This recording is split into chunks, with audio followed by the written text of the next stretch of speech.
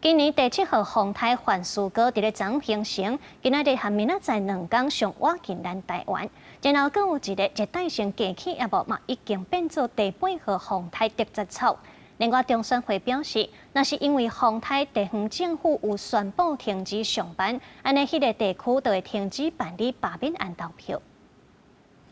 伫罢免投票进前，受风台形成，伫菲律宾东方海边的低气压，23形成今年第7号风台范苏哥向琉球南方海面线震动。因为即马西太平洋是伫咧季风气压的活跃期，若是条件适合，就可能够发展成做一个风台。台湾正拄伫即个气压带内边，专家预测日落全台湾拢会落雨。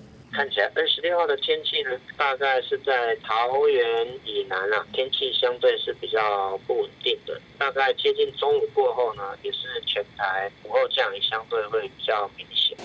气象专家估计，这边风台伫咧拜4、拜5会落大雨，拜六是毋是影响，甚至发警报也搁会看。因为拜六要办罢免公投，中选会主席李建勇也亲自去气象署拜会，了解最近的天气是毋是影响投票。气象署也做详细简报分析，可以做参考。你如果就是来气象署来关心礼拜6嘛，那一天的天气情况，可能会不会涉及到台风警报的发布，甚至产生了停班停课的问题？那我们做一些分析跟研判。李进勇讲，会甲气象署密切的联络，了解天气的变化。中选会也成立中央选务指挥甲应变中心，来应应投票期间各项选务突发状况。若是风台来，地方政府宣布停止上班，会随宣布这个地区停止办理投票。